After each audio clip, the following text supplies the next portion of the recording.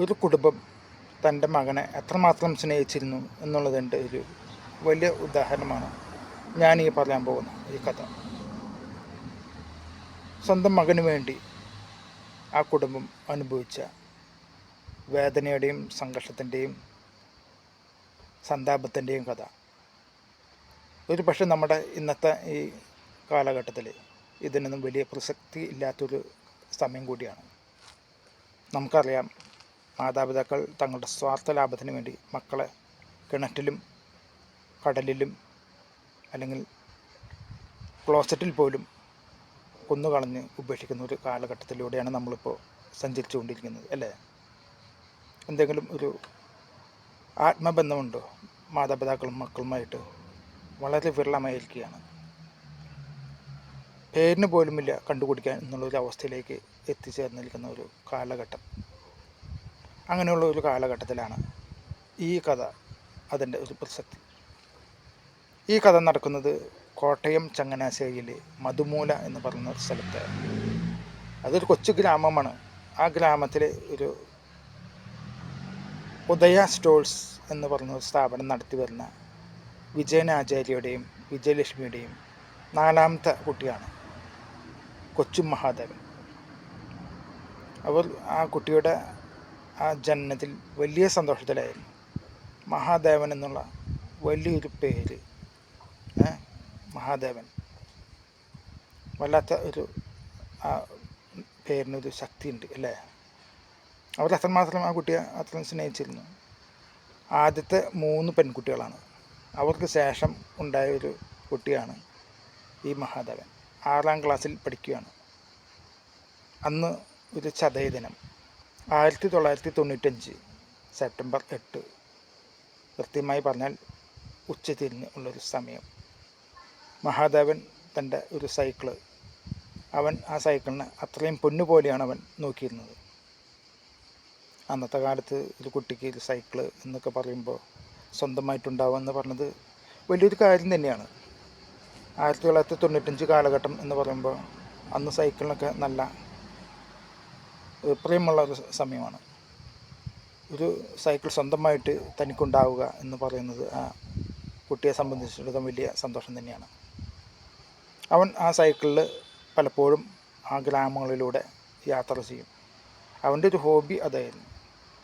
അന്നും അതുപോലെ തന്നെ അച്ഛൻ്റെ കയ്യിൽ നിന്ന് 2 രൂപയും വാങ്ങി അവൻ ഈ ചതയദിന ആഘോഷം കാണാൻ പോവുകയാണ് തൻ്റെ സൈക്കിളും എടുത്ത്. ആ മാതാപിതാക്കൾ സന്തോഷത്തോടു കൂടി മകനെ യാത്രയാക്കി. പക്ഷേ രാവേറെ ചെന്നിട്ടും ഈ കുട്ടി മടങ്ങി വരുന്നില്ല. ചതയദിനാഘോഷമെല്ലാം അവസാനിച്ചിട്ടും ആളുകളെല്ലാം പിരിഞ്ഞു പോയിട്ടും തൻ്റെ മകനെ മാത്രം കാണുന്നില്ല. വല്ലാത്തൊരു ആദി ആ മാതാപിതാക്കളിലുണ്ടായി. ആ 3 സഹോദരന്മാർ തൻ്റെ കൊച്ചു അനുജനെ അത്രയും സ്നേഹിച്ചിരുന്നു. അവർ നാട് മുഴുവൻ ഈ കുട്ടിയെ തേടി നടന്നു. കൂട്ടത്തിൽ നാട്ടുകാരും പോലീസിലും കംപ്ലൈൻറ്റ് കൊടുത്തു, മകനെ കാണാനില്ല എന്ന് പറഞ്ഞു. ആ അന്വേഷണം ഇങ്ങനെ നീണ്ടുപോയിക്കൊണ്ടിരിക്കുകയാണ്. വിജയനാചാര്യയെ സംബന്ധിച്ചിടത്തോളം തൻ്റെ വലങ്കൈ നഷ്ടപ്പെട്ടതിന് തുല്യമാണ്. തൻ്റെ ഒരു എന്താ പറയുക, ഒരു അനന്തരാവകാശി, അല്ലേ? തൻ്റെ കാലശേഷം തൻ്റെ സ്ഥാപനം, കുടുംബ പേര് ഒക്കെ നോക്കി നടത്തേണ്ട ഒരു മകനാണ്. ആ മകനിൽ വലിയൊരു പ്രതീക്ഷ അദ്ദേഹം വളർത്തിയിരുന്നു. ആ മകനെ കാണാതോടുകൂടി അദ്ദേഹത്തിൻ്റെ എല്ലാ ചിന്തകളും സമാധാനം നഷ്ടപ്പെട്ടു, ആരോഗ്യം നശിച്ചുകൊണ്ടിരിക്കുകയാണ്. അങ്ങനെ ഇരിക്കുമ്പോഴാണ് ഒരു ഫോൺ കോൾ വരുന്നത് അവരുടെ വീട്ടിലെ ലാൻഡ് ഫോണിലേക്ക്. നിങ്ങളുടെ മകൻ ഞങ്ങളുടെ കയ്യിലുണ്ട്, അവനെ മോചിപ്പിക്കണമെങ്കിൽ ഞങ്ങൾ പറയുന്ന പണം തരണം. വിജയനാചാര്യയെ സംബന്ധിച്ചിടത്തോളം അദ്ദേഹം മകന് വേണ്ടി എന്ത് ചെയ്യാനും ഒരുക്കമാണ്. അതിനിടയ്ക്ക് അദ്ദേഹം പത്രത്തിൽ പരസ്യം ചെയ്തിട്ടുണ്ട്, മകനെ കാണുവാനില്ല, മകനെ കണ്ടുകിട്ടുന്നവർ തിരിച്ചേൽപ്പിക്കുകയാണെങ്കിൽ തക്ക പ്രതിഫലം നൽകാമെന്ന് അദ്ദേഹം പത്രത്തിൽ പരസ്യം വരെ ചെയ്തിട്ടുണ്ട്. ഇത് കേട്ടപ്പോൾ അദ്ദേഹത്തിന് സന്തോഷമായി. അദ്ദേഹം ആ പറഞ്ഞ പണം അവർക്ക് കൊടുക്കാമെന്നേറ്റു. തെളിവായിട്ട് അവർ ഈ കുട്ടിയുടെ ഒരു ചെരുപ്പും ഒരു താക്കോലും ഒരു സ്ഥലത്ത് വെച്ചിട്ടുണ്ടെന്ന് പറഞ്ഞു. അവിടെ പോയപ്പോൾ അതവിടെ ഉള്ളതായിട്ട് കണ്ടെത്തുകയും ചെയ്തു. അദ്ദേഹത്തിന് സമാധാനമായി. തൻ്റെ മകൻ ജീവിച്ചിരിപ്പുണ്ടല്ലോ, അവനെ തിരിച്ചു കിട്ടുമ്പോൾ അവർ പറയുന്ന പണം അദ്ദേഹത്തിന് കൊടുക്കാൻ യാതൊരു വൈമുഖ്യം ഉണ്ടായിരുന്നില്ല. പക്ഷേ ഇങ്ങനെ പലപ്പോഴും ഫോൺ കോൾ വരും, ഇന്ന സ്ഥലത്ത് വരണം, പൈസ തരണം എന്നൊക്കെ പറഞ്ഞ് വിളിക്കുന്നതല്ലാതെ ഇദ്ദേഹത്തിൻ്റെ മുമ്പിൽ അവർ പ്രത്യക്ഷപ്പെടുന്നില്ല. മകൻ ആയിട്ട് സംസാരിക്കാനായിട്ട് ഫോണിലൂടെ സംസാരിക്കാനുള്ളൊരു അനുവാദം പോലും ചോദിച്ചിട്ട് അവർ നൽകുന്നുമില്ല. ഇടയ്ക്കിടയ്ക്ക് മകൻ്റെ ഓരോ സാധനങ്ങൾ പലയിടത്തും അവർ ഉപയോഗിച്ച് അവിടെ ചെല്ലുമ്പോഴൊക്കെ ഇതൊക്കെ കിട്ടുന്നുണ്ട്. അങ്ങനെ അദ്ദേഹത്തിന് ഈ മകൻ ജീവിച്ചിരിപ്പുണ്ട് എന്നുള്ളൊരു സമാധാനം അദ്ദേഹത്തിനുണ്ടെങ്കിലും അവനെ കാണാത്തതിൻ്റെ ഒരു വിഷമമുണ്ട്. പോലീസാണെങ്കിൽ ഈ കേസിൻ്റെ പിന്നിലെ ജാഗ്രതയോട് കൂടിയിട്ട് അന്വേഷണം നടത്തുന്നുണ്ട്.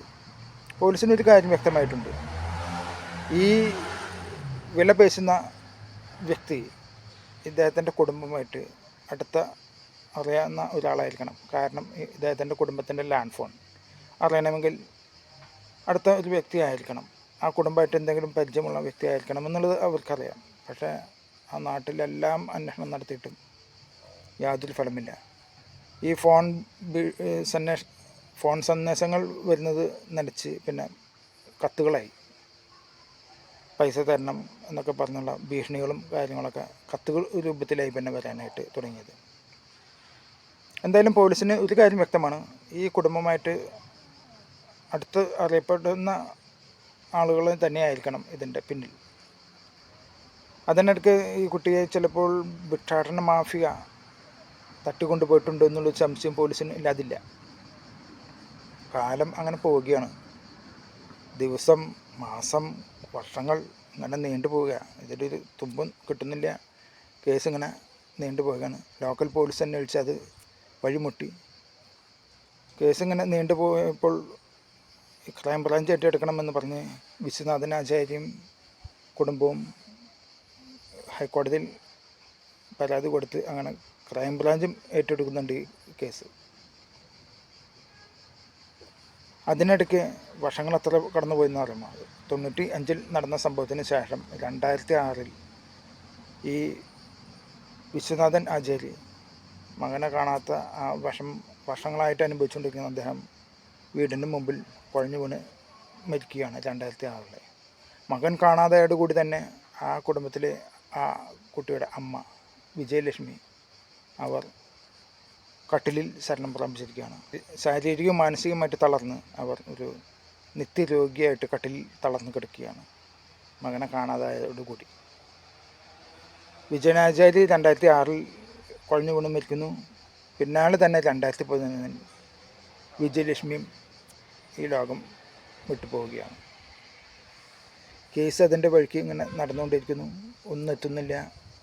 ഒടുവിൽ ഹൈക്കോടതി ഒരു ഉത്തരവിടുകയാണ്, ഈ കുട്ടിയുടെ തിരോധാനത്തിൻ്റെ എല്ലാ അന്വേഷണങ്ങളും നടത്തി 6 മാസത്തിനകം ഹൈക്കോടതി ബോധ്യപ്പെടുത്തണം എന്ന് പറഞ്ഞ് അന്നത്തെ ക്രൈംബ്രാഞ്ചിൻ്റെ സ്പെഷ്യൽ വിങ്ങായിട്ടുള്ള ഹർട്ട് ആൻഡ് ഹോമിസൈഡ് വിങ് മേധാവിയായിരുന്ന KG സൈമിനെ ഈ കേസ് ഏൽപ്പിക്കണമെന്ന് പറഞ്ഞ് അദ്ദേഹം ഈ കേസ് ഏറ്റെടുക്കുകയാണ്.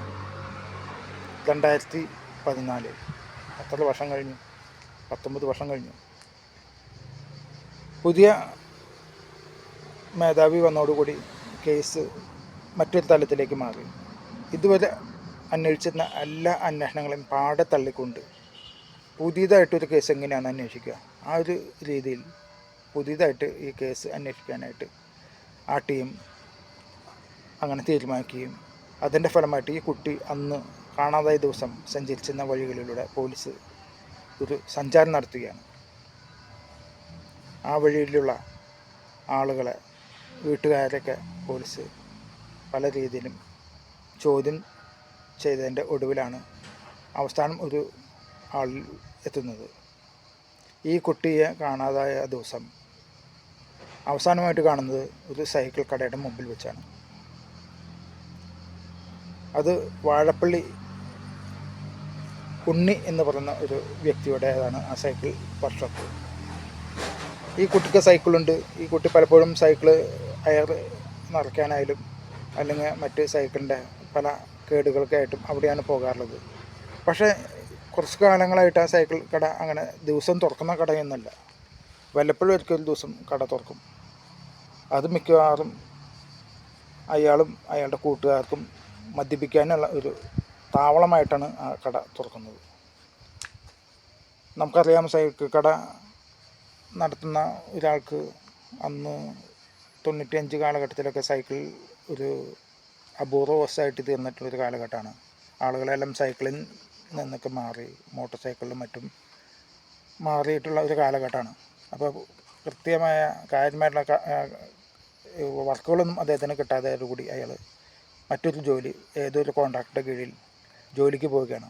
പലപ്പോഴും വെള്ളം അടിക്കാനായിട്ട് കൂട്ടുകാരൊക്കെ കൂടി ഈ സൈക്കിൾ കടയിൽ വന്നിരുന്ന് മദ്യപിച്ച് അങ്ങനെ പോവുകയാണ് പതിവ്. എന്തായാലും ഉണ്ണി അയാളെ കാര്യമായിട്ട് ചോദ്യം ചെയ്യണം. അതിനുള്ള ഒരു എളുപ്പ വഴി എന്ന് പറയുന്നത് മദ്യപാനി സംഘത്തിൻ്റെ കൂടെ കൂട്ടുചേരുക എന്നുള്ളതാണ്. ഒരു 5-6 പേരുണ്ട് അയാൾക്ക് കൂട്ടായിട്ട്.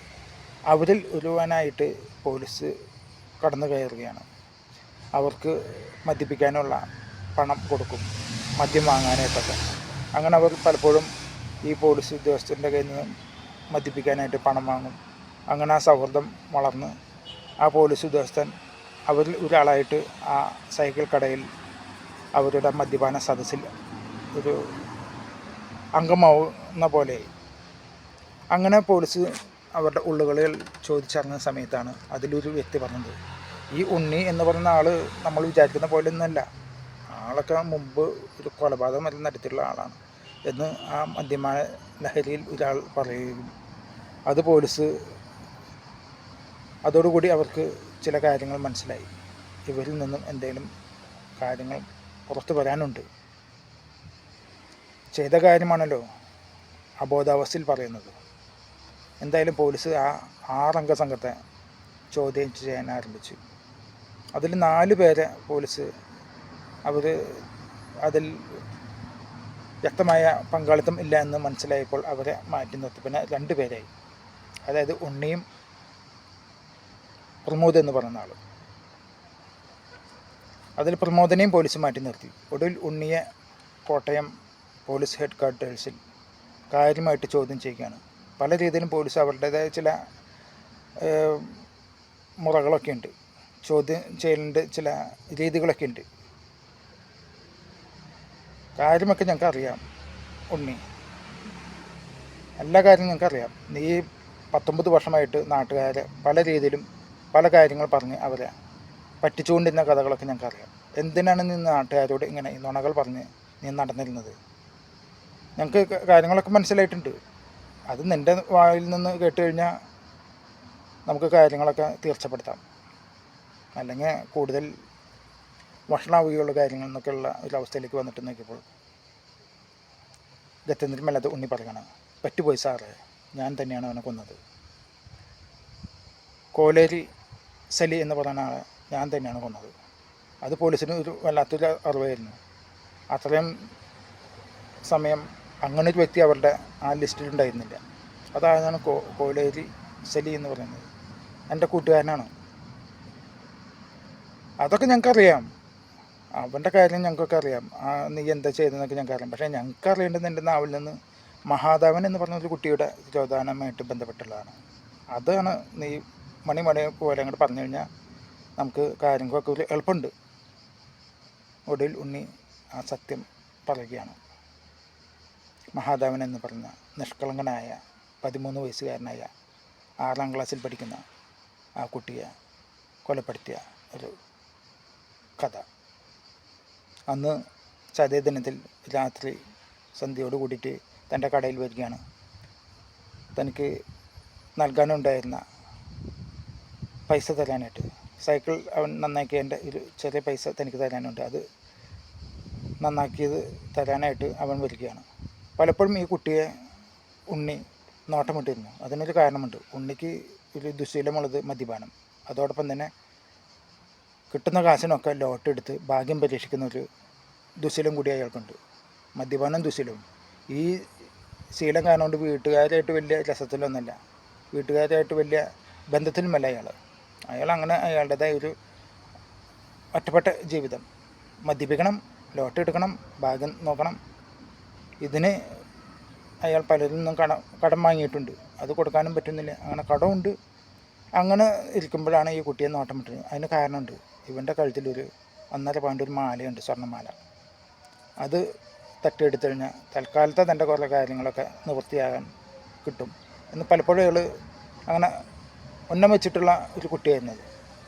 നിർഭാഗ്യത്തിന് ആ ദിവസം ആ കുട്ടി അയാളുടെ മുമ്പിൽ വന്ന് പെടുകയും ചെയ്തു.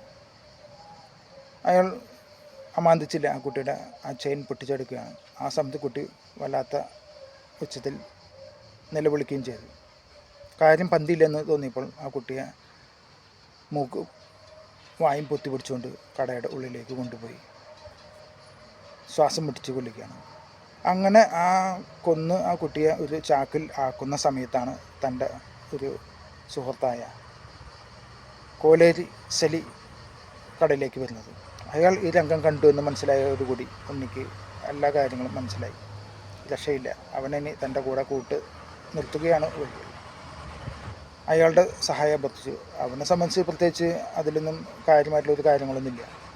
അവനും ഇയാളുടെ അതേ ഒരു മെൻറ്റാലിറ്റി തന്നെയാണ്. കുടിക്കണം, അത്യാവശ്യം കാര്യങ്ങൾ നടത്തണം, ആ ഒരു ചിന്ത തന്നെ അയാൾക്കുള്ളൂ.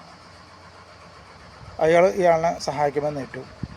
ഉണ്ണിയുടെ ഒരു അളിയനുണ്ട്, പ്രമോദ്, അയാളിനെയും കൂട്ടി അങ്ങനെ ഈ 3 സംഘം ഈ കുട്ടിയുടെ മൃതദേഹം ചാക്കിലാക്കിയിട്ട് ഒരു ഓട്ടോറിൽ മറിയമ്പള്ളി മുട്ടം എന്ന് പറഞ്ഞ സ്ഥലത്തൊരു പാറക്കുളമുണ്ട്.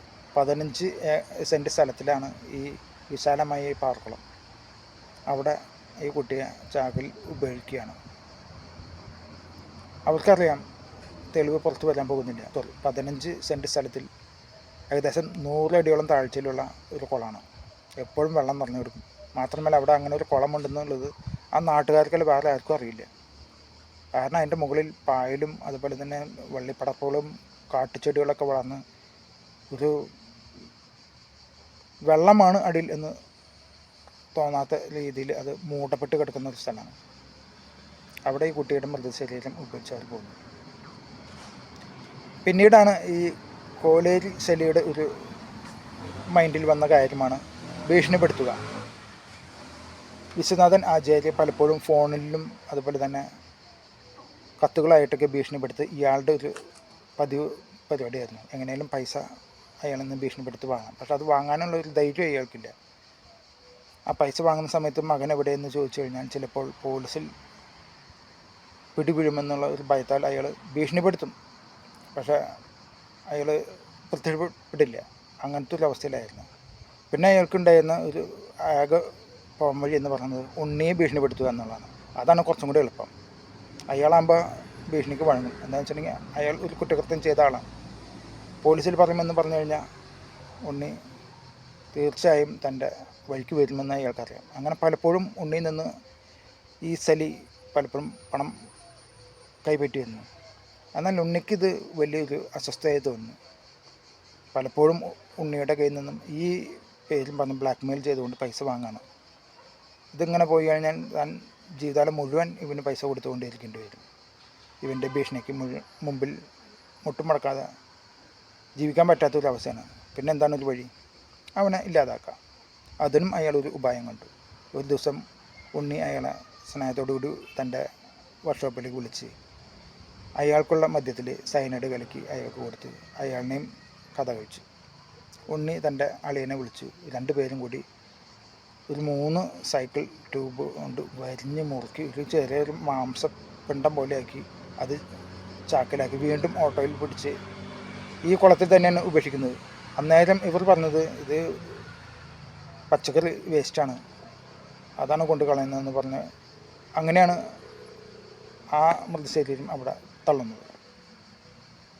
2014 ക്രൈംബ്രാഞ്ച് ഈ കേസിനൊരു തുമ്പ് ലഭിച്ചപ്പോഴാണ് ഈ കഥകളൊക്കെ പുറത്തു വരുന്നത്.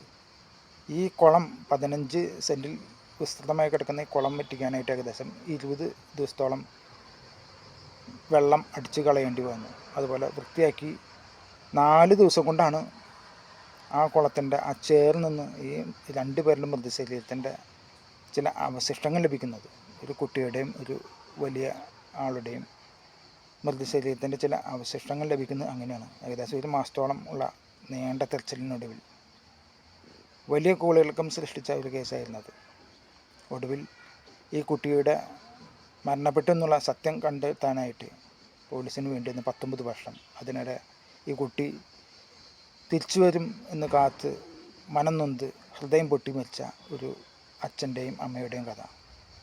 അതാണ് കോട്ടയം ചങ്ങനാശ്ശേരിയിലെ മധുമൂലയിലെ മഹാദേവൻ എന്ന് പറഞ്ഞ ഈ കുട്ടിയുടെ തിരോധാന കഥ. വല്ലാത്തൊരു കഥ. ഒരു കാര്യം സത്യമാണ്, എത്ര മൂടപ്പെട്ട രഹസ്യമായാലും അത് ഒരു ദിവസം മറന്നേക്ക് പുറത്തു വരും. അത് കാലത്തിൻ്റെ ഒരു കാവ്യനീതിയാണ്. നാം പറയാറില്ലേ, കടലിൽ കാണാതെ മുങ്ങി മരിച്ച ഒരാളുടെ മൃതശരീരം അത് കടൽ വീണ്ടും കരയിൽ തന്നെ കൊണ്ടുവന്ന് തരും ആ മൃതശരീരം. അത് അങ്ങനെയാണ് അതിൻ്റെ ഒരു കാവ്യനീതി എന്ന് പറയുന്നത്. പ്രകൃതി എല്ലാ ദുരന്തങ്ങളെയും എല്ലാ രഹസ്യങ്ങളെയും എല്ലായ്പ്പോഴും ഒളിച്ചു വയ്ക്കാൻ സമ്മതിക്കില്ല. അത് ഒരിക്കൽ പുറത്തു കൊണ്ടുവരാനായിട്ട് ചില നിമിത്തങ്ങളായി തീരും എന്നുള്ളതാണ് ഈ കഥയുടെ ഒരു വാസ്തവം. എന്തായാലും വല്ലാത്ത ഒരു തിരോധാനം. ഒരു തിരോധാനം പ്രതീക്ഷിച്ച് പോലീസ് നടത്തിയ അന്വേഷണത്തിൽ 2 തിരോധാനം അവർക്ക് വെളിപ്പെട്ട ഒരു കഥയാണത്. വല്ലാത്ത ഒരു പുത്ര ദുഃഖത്തിൻ്റെ കഥ. ഇന്നത്തെ കാലത്ത് വളരെ വിചിത്രമായി തോന്നാവുന്ന ഒരു കഥ അല്ലേ? നമ്മുടെ ഇന്നത്തെ ഒരു കാലഘട്ടം നമ്മളൊന്ന് ചിന്തിച്ച് നോക്കിയാൽ എത്ര കേസുകളാണ് ഓരോ ദിവസം നമ്മൾ സോഷ്യൽ മീഡിയയിലായാലും അതുപോലെ തന്നെ TV ചാനലുകളിലായാലും കാണുന്നത്. ജനിക്കാൻ പോലും അനുവദിക്കാത്ത മാതാപിതാക്കളുള്ള ഒരു കാലഘട്ടം. കുഞ്ഞിനെ തങ്ങളുടെ സ്വാർത്ഥ ജീവിതത്തിന് വേണ്ടി ബലി കൊടുക്കാൻ പോലും മടിക്കാത്ത ഒരു കാലഘട്ടം. കുഞ്ഞിനെ കിണറ്റിൽ വലിച്ചെറിയുന്നു, കുളത്തിൽ വലിച്ചെറിയുന്നു, കഴുത്തിൽ ഞെരിച്ച് കൊല്ലുന്നു, കൊന്ന് സെപ്റ്റിക് ടാങ്കിൽ തള്ളുന്നു, കൊന്ന് ക്ലോസറ്റിൽ തള്ളുന്നു. എന്തൊക്കെ കാഴ്ചകളാണ് നമ്മളുടെ ഇന്നത്തെ ഈ നീതികെട്ട ഈ ലോകത്ത് നടക്കുന്നത്. ആ ഒരു ലോകത്ത് ഇങ്ങനെ ഒരു ചെറിയ സംഭവം, അതൊരു വല്ലാത്തൊരു നീറ്റലിൻ്റെ ഒരു സംഭവം തന്നെയാണ്.